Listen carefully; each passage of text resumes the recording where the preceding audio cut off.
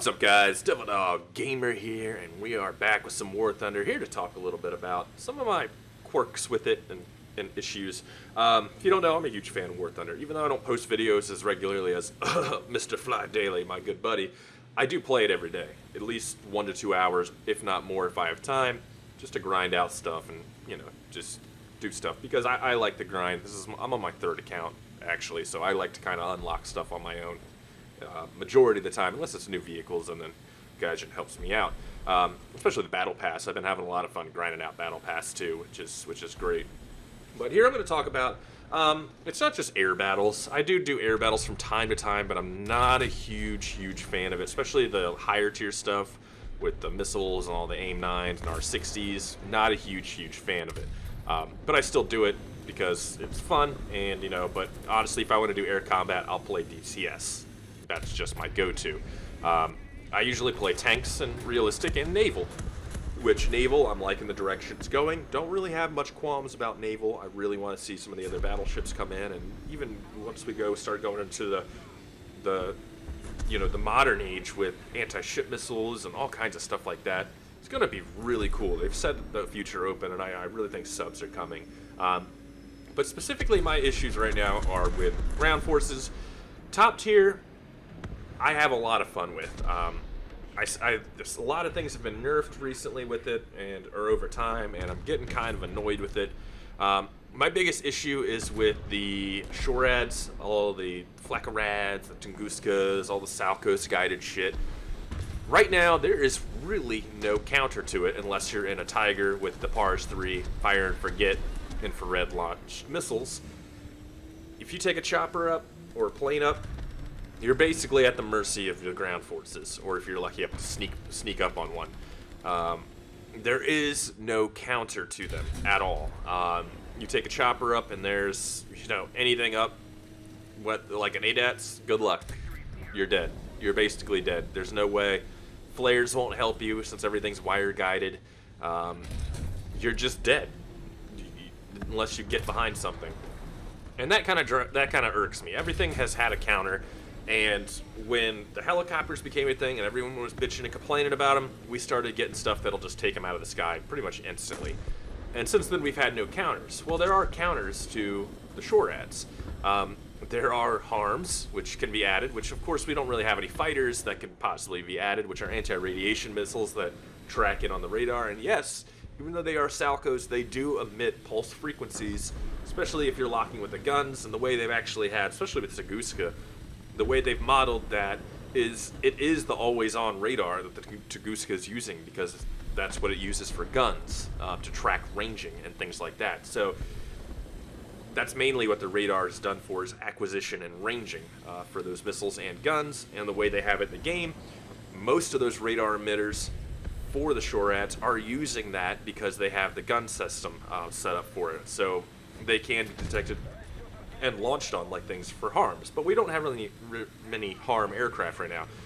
What we do have is we have the AH-1 Whiskey, which can take the AGM-122 sidearm, which is an AIM-9 with a anti-radiation seeker head, and can be put on the AH-1 Whiskey and on the Harrier and on the F-8 Crusader, the last of the gunfighters, which I'm hoping we get. And the Russians actually have different variations of stuff like that too.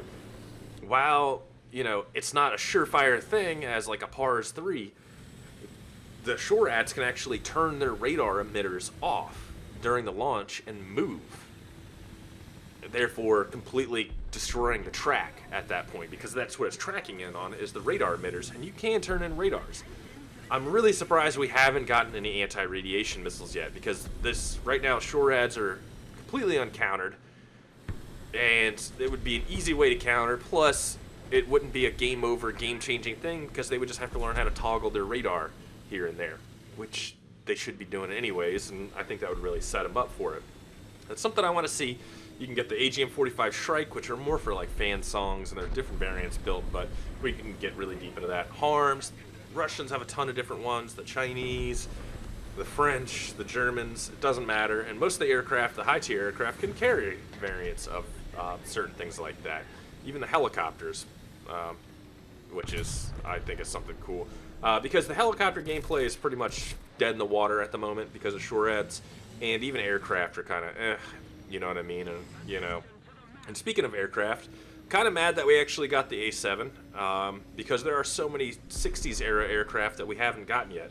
The F8, the Last Gunfighter, the F-105, the A6 Intruder. There's just a ton of different aircraft that haven't even been put into the game yet, and I feel like the A7 was kind of a huge jump.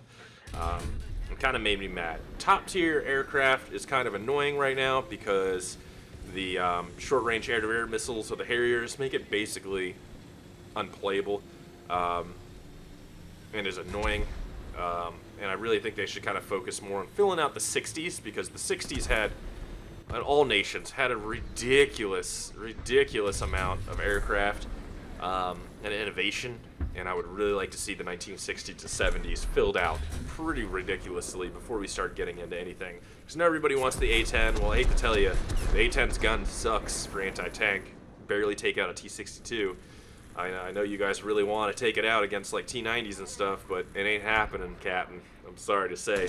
But the AGM-65 Delta Maverick with its fire and forget seeker head will be great for taking out tanks.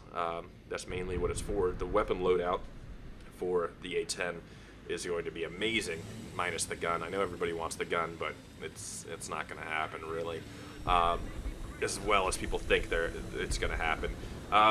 One of my bigger issues is the airfields in top tier. The FARPs and the airfield are still using the World War II AAA.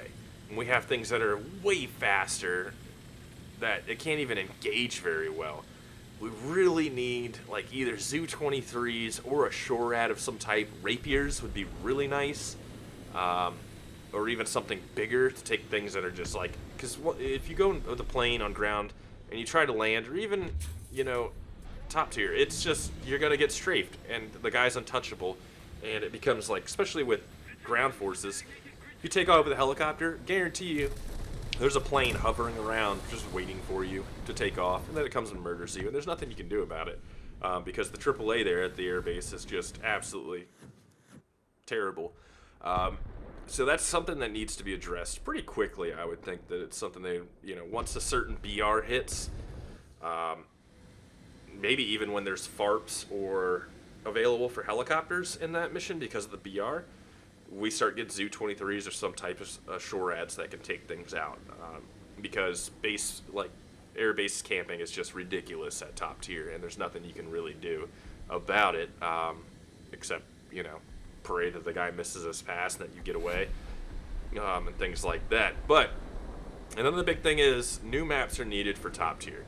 I really would like to see a few dedicated maps specifically for top tier that you can only play in top tier, because the ranges that these tanks should be engaging themselves are ridiculously high, and there's not many that I would consider dedicated to top tier. It's within 45 seconds or less you're engaged, and less than a minute, or a little over a minute, there's already spawn camp happening because how fast these vehicles are and how quickly they can engage each other. And that usually leads to who spawn camps who the fastest kind of thing. It's that quick that it starts to happen, and it kind of gets annoying with ground forces. And these big maps could be used for lower tier too, to do like huge, a lot of the Tigers and Tiger 2s and stuff can really engage each other at long distance too. So it would be a really cool thing to see those maps used for even low tier stuff. When it comes to the naval battles, I'm really liking how the maps are pretty spread out. I wish they would get a tad bit bigger, but I think once we start getting bigger battleships, the maps will get a little bigger. But they definitely seem to kind of opened up a bit more. I'm really liking the VTOL stuff. It's going to be kind of cool how that gets used.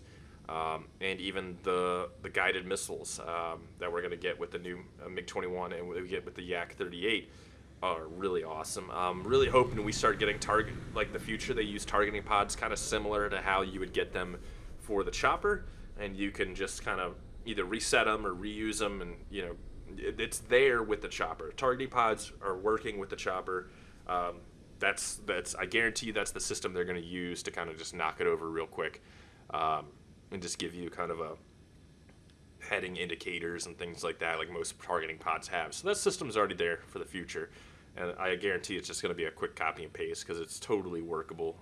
You just have to do view limits and things like that, and just different things needed in there. But ground forces really need something to counter shore ads because they're the only uncounterable thing right now in the game, and really need different kind of air defenses for FARPs and air bases. And bigger maps would be awesome. And just definitely focus on flushing out the 60s and the 70s for aircraft before moving on to anything else. And I really think once those things are done, oh man, we will really see a completely different game. And top tier would feel so much better. But, you never know. It's definitely going to be a new year. And the rate they're pushing out updates to new vehicles is insane.